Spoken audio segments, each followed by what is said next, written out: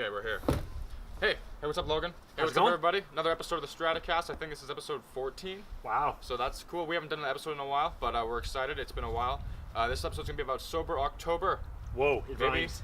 maybe you've heard of it. I Me think and you Logan, came up with it. No, not me. But the idea to actually do it, all mine. Logan's here. Logan and Bruce are he's gonna be here soon.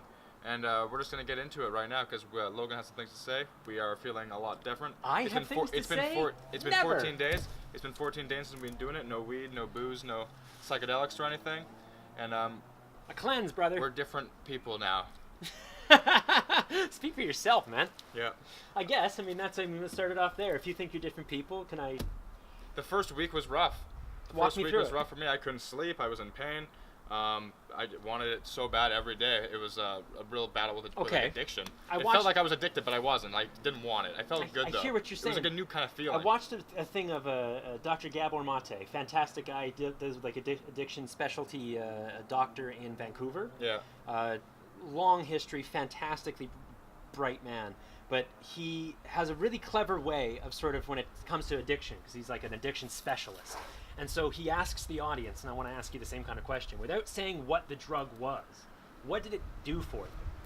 Right? And so he asks the audience this, and so the audience comes out with he's like, I don't want to know what you were doing, but just tell me what it did. By raise of hand, just tell me what it did for you. And some people would say connectivity. It brought me peace of mind. It brought calm. It brought spiritual connectiveness. Mm-hmm. It brought, and then he makes the point of who wouldn't want calm, spiritual connectiveness, peace of mind? Who on God's green earth wouldn't want those things? So his whole I completely get it from him because he completely reset the way I look at addiction. We have Tent City and Nanaimo, so it's an important Real issue. thing. But the way he puts it is that the addiction is the addict's attempt to solve a problem that was already existing. It's not necessarily the heroin or the weed that's the issue, although it is a bad thing. Yeah. But they're trying to solve a problem that already existed. They That's the feel only thing disconnected. that They can actually feel fix it. exactly. And Material so item, anyway. on that level, what do you, as far as when you say you were laying there and it was really hard and what was it that you were? What is it that you're wanting? What is it does that for was me, hard? what a problem would be for me looking to fix would be my sleeping and my pain. Okay. But mainly my sleeping, especially back in the day when I first started smoking weed. I was terrible insomnia. I would get probably, if I was lucky, 10 hours of sleep for the entire week. Shit. So that's maybe 2 a night, maybe 1.5, right, on average. It's really bad. Some days I get 4. Yeah. And some days I wouldn't sleep at all. So that was bad. That was during high school and football and stuff. Okay. And then as soon as football was over, I kind of started smoking. And then the insomnia started to go away. And I was like, oh, this is awesome. I've been just feeling so much better recently. I didn't really clue it into that it was the weed because I was 18. And and then when I hurt myself, a year later, my first job, I was in excruciating pain, and the only thing that seemed to help was the weed because at that point I was smoking it pretty heavily. Mm-hmm. And those are the two things that for the first week I could not sleep, and I was in so much pain, and not even just my back or my shoulder, but my knees and my joints and everything. Okay. Just felt I just felt like shit. And the only thing that was helping me without the weed is going to the gym and just lifting weights and exercising. Okay, so there's two things you say in there that I wanted to sort of follow up on. One, when you said you were in high school, if you don't mind, how long, what age were you when you felt there was semi-regular to regular use of cannabis? Well, I've always been around it for as long as I was growing up. But when was your first hoot? My first hoot was after we won the championship. How old were you? I think I was 17. Okay. Yeah. So I'm just trying to set it, because we're October 14th right now, right? And the 17th is technically when it becomes legal in Canada. So I've been sort of trying to follow the legality and the conversation there. And one of the things they're really, in the pamphlet they sent to everyone, was recommending that you don't smoke it under the age of 25. Now, give me your feelings on that if you have any feelings, but it was sort of my own, holy shit, wouldn't you know it, I started smoking regularly at 25. Yeah. I hadn't touched it before then. Yeah. So we both of us represent, I think, as far as the dynamic of the conversation of weed. Yeah. I represent the school of don't touch it until you're of thinking that losers very do developed. it. Yeah, losers do it. And learning that that's just complete horseshit.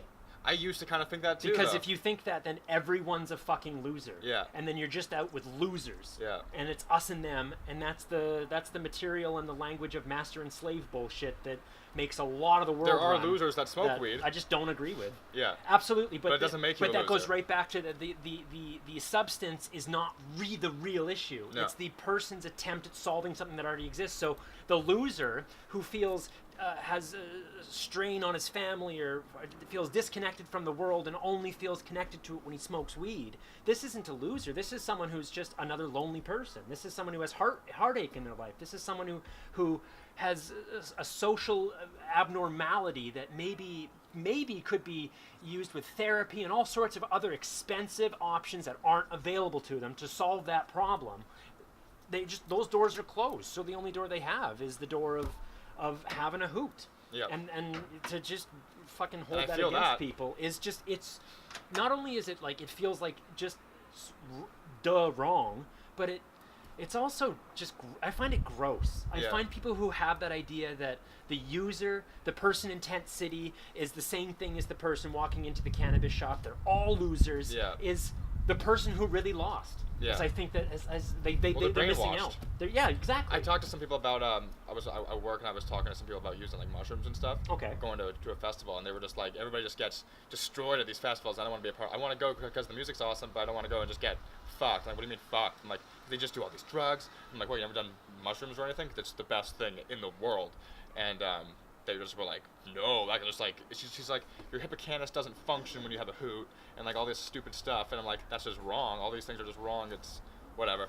But people are definitely just really have a wrong idea, especially some of the younger kids. But I did too when I was definitely like 15, 16. I didn't think they were losers. I just thought it might be not beneficial, basically. Yeah, like what are they doing? Yeah. What are you doing? It just seems pointless. Yeah. But it's not. So that was the one, and then the second point was when you say you were in excruciating pain. I think of, Action Bronson at all?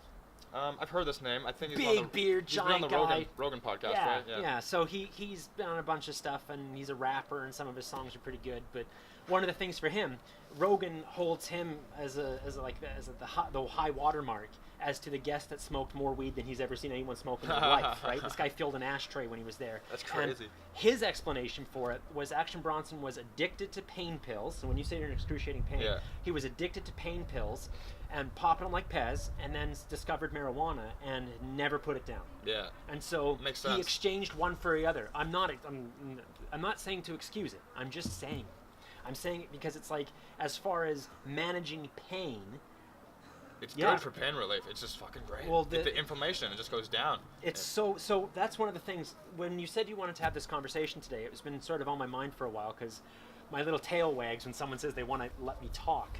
But I wrote a little list as far as like things I wanted to sort of talk about. But as far as what we're getting onto here, it's one of these where it's like, in the 14 days since we've stepped away from cannabis, because both of us, regular users, probably... Every day, all day, almost. Pretty much. Yeah. Yeah, depending on... There's a few things I'll put a little asterisk here and there, because it's like some days it's one, some days it's... And I'm usually a joint guy. Yeah. The volcanoes, I am not. the vape pens, anything that is not just a joint, that gets a purer version, a cleaner version of the weed, aggravates my lungs too much. Yeah. And so I end up coughing way more on a bong, on the volcano, on vape pens, whereas a joint, which is the least efficient way to get weed, is my favorite way because it allows me mobility. Yeah. I can go for a walk. I don't have to be stuck with glassware. Yeah. I find the glassware, because I come from the school of thinking they're losers, I associate that glassware with just drug culture. Yeah. I hate people to see my bong. Yeah, yeah. I hate saying it's your bong. I usually don't need the weed when I'm like moving and doing stuff. Yeah. So when I'm like coming back to like hibernate or I'm getting ready So to we like can get onto to go that. to my I wanted next to stage, start though with like I have a hoot at home. I thought, as far as being 14 days away, one of the side effects, as far as like withdrawal or any of these things, are people who are like, okay, you smoke it all the time. What are the side effects? 2 weeks in, the thing that really stands out to me is how much pain my body's in that I'm not aware of. Yeah. And I wanted you to like, can you add anything? Well, like I to said, that? like 'Cause, I went dancing last night, and it was the first like time that I first time I came back, I was just so sore. It was the first time I went dancing and when I wasn't smoking. And then I'm just so sore today. I was just dancing. My neck is insane. I got like a headache. Everything hurts. But everything hurts the last few days. But I guess the only thing that helps is exercise. All my pain that I know exists, that's like tenfold. And the only thing that works is exercise. I find it's a bit of a paradox. The sort of, my body hurts, so I want to go for these long walks. I want to exercise, but my body doesn't have the. But then you feel the little tiny parts. My of that body walk, doesn't have like the energy reserve. It doesn't have the energy reserve to do that walk because I haven't done the walk. Yeah. Because it's true. For so long, as a renter, as someone who doesn't own a house, and you smoke weed, you have to leave. I mean, you can't smoke it on the property a lot of the time. So for, the last 4 or 5 years I've lived here, the rule has essentially been I have to go to X to smoke marijuana, and then I can return to my house. I haven't had the luxury of being able to do it from my home. Yeah, so it's it's very nice. Yeah, it comes with this beautiful sort of gift of like, oh, I want to smoke weed. I have to walk down to the beach and sit and watch seals and smoke a joint, and it's bliss. But then I moved into a place that allows it on your deck. Yeah. And so what happened is I've now been there for almost 2 years now, and I have become immobile. And I'm finding in this 14 days, the real thing for me is that I was making everything amazing, and then nothing was amazing. It's like when it's all the time, it's like that YouTube video I can't watch until I smoke the weed, because then it'll be better. And that meal I can't eat until I smoke the weed, because then it'll be better. That was big for food for me. I always smoked before food, and then my appetite went downhill. It was bad. Like first 4 days, I did not want to eat anything. That is absolutely the side effect. Is your appetite is gone because you habituate. This is an addiction. This is you're talking about that by definition. This is the definition of habituation.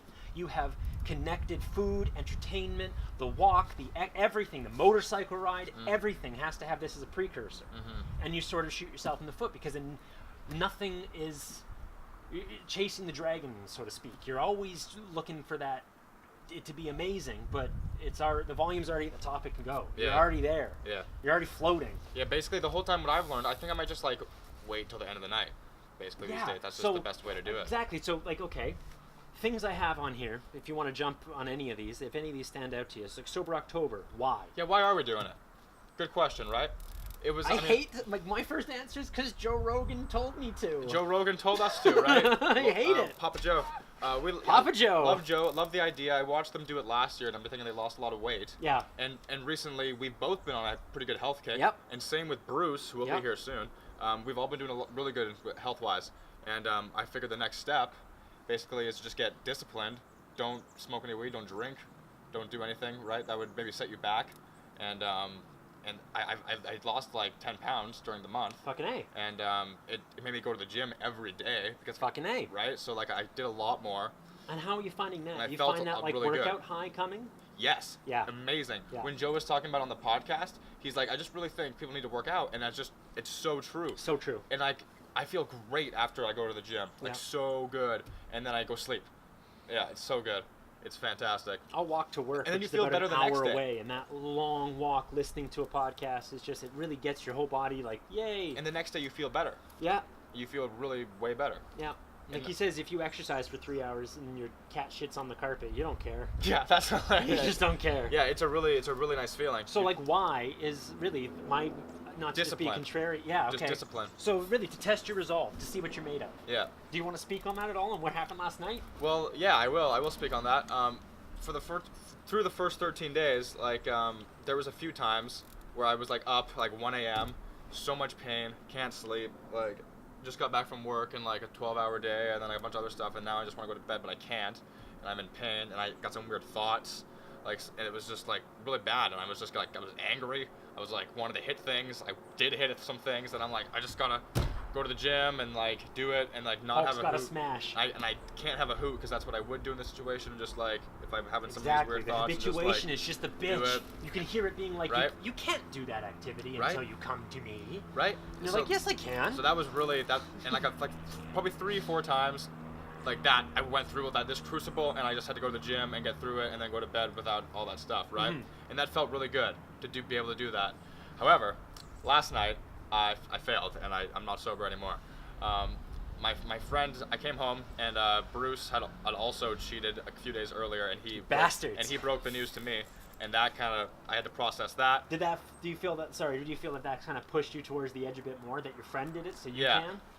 Only because my other friend who was here was only visiting for the day, wanted to go do all these things where it would be a lot more fun if I was intoxicated or something. and they were like, and they were telling God damn it. they were telling me I was like kind of a lame ass. Well, I was not intoxicated, and I'm like, you're a lame ass. So I did it. You gave in your peer pressure. I had a hoot, and It's a real thing. I drank some booze, and This I had is why I say don't have great friends. time. I had a great time. I do not regret anything. I had so much fun. I had it was one of the best nights in a while, and I do not regret anything. But I feel good not doing it for those few days as well. What you're saying before the podcast, you sort of had a moment where you were upset with yourself. I was definitely upset with myself. Can you go into that a bit? Like, what part of you is upset? Don't just glaze over this. I like this part. I just felt like when I was there, and they're like, just do it, because it took me a while to break. Obviously, still, I had to process that Bruce had done it, and I'm like, oh. I said to you Friday. This is Sunday. I said to you Friday night, dude. Do you want to take the 14th as like a mid-season break? And I said, You're hell like, no, fuck no, I fuck can't. you. If I do it one day, I'm gonna do it every day. And I was like, fair enough, man. Yeah. I don't want to get you back on the monkey. Yeah. Something to do with. I'm not sure. Do you get on the monkey, or does the monkey get on you? Something to do with a monkey. A monkey. Monkey throws on your back? feces at you. Where does the monkey? What is this monkey?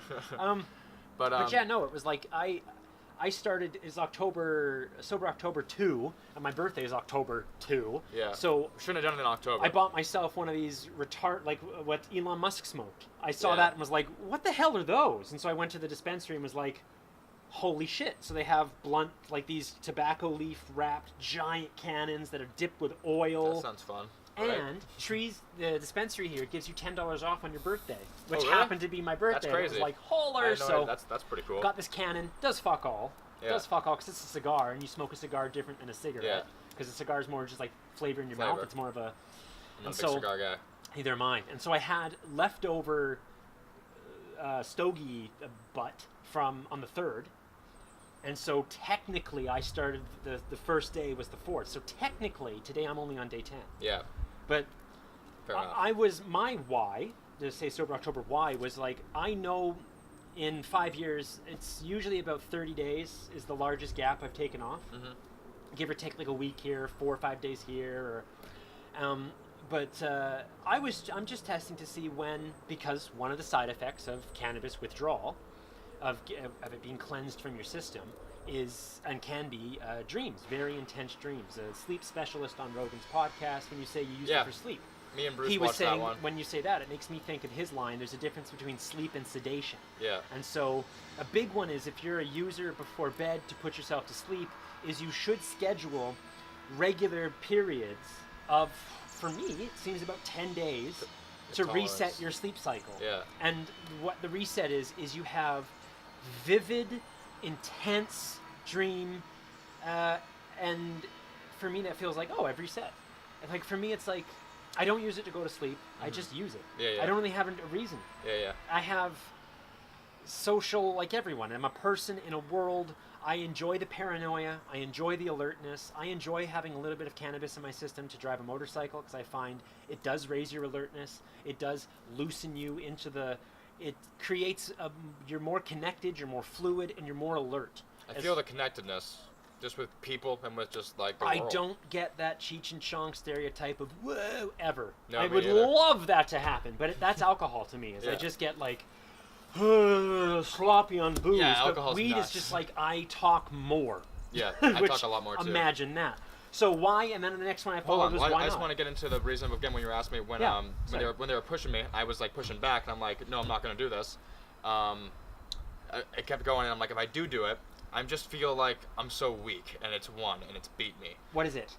Just the addiction, or like the habit, or just the marijuana itself, you know? The thing. Just the something. We There's got like sort of. I want to like sort of demon. sculpt it. Yeah, It's that like a thing. demon inside you, man. It's crazy. And And I think, okay, would you say for me that thing is when I struggle with, when I look at myself and go, okay, am I wagging the tail or is the tail wagging the dog? I feel you. And that thing gets into like, nope, the tail's wagging me. How did that happen?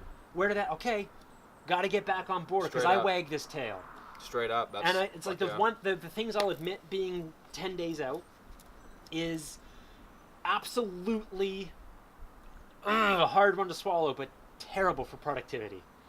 I'll give pot, myself. Yeah, because you just do it and kills The time. one lie that I sell over and over whenever I talk about weed is that, like, when I smoke weed, I get really active and I clean my house. It's like, no, if I'm feeling full of gumption and the desire to clean, I will smoke and then clean. Exactly. But it doesn't make me want to do No, something. no, Most no. of the time, it's just like, yeah, whatever you're doing, I don't really care about it anymore. Yeah, exactly. But and I'll do things when I go for a run or go to the gym. I'll smoke weed and go do productive things. I gotta clean the bathroom. But I gotta touch the gross this and it's the still gross just time that. waster. I'll smoke some weed first, and I won't care it's gross. Yeah. And then you're just like, yeah, whatever, it's clean. Yeah. But if it's just like going in, it's like, I'll wear gloves, and be Yeah. like, no, I don't want to clean inside the. Well, like even if you're gonna do something, like if you're gonna go and do something productive, and then you smoke the weed, that can take an hour sometimes. Yep. And you're like, oh shit, an hour. Now I only Man, have. tell me Why about didn't I it. just leave? Tell me about it. My life is like a lot of my times. My shifts start at like 3 or 7 at night, and so I have all day of tabbing YouTube videos and being like, oh, I'll smoke weed before that, and then I'll procrastinate and find another tab, Yeah. and then another tab, and then I'll be like 7 tabs in, pacing back and forth in my house, being like, this is gonna be perfect. I'm gonna make the perfect meal. I'm gonna have the perfect this, and I just get into this like anxiety bubble that then.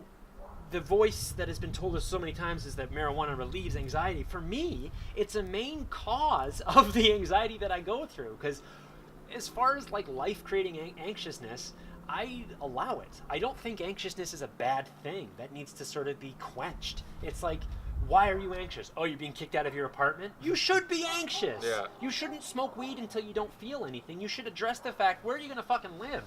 And I always step up to the plate. I always answer the door when life comes knocking. And weed is one of those things that just allows me to. One of the ones that really stands out for me, I'll jump to the bottom, I wrote this one down, was I really realize how much empty time I have. Yeah. And when the sobriety thing to me lets you realize how dull and how slow everything moves. Yeah, no doubt. How it's just like, oh my God.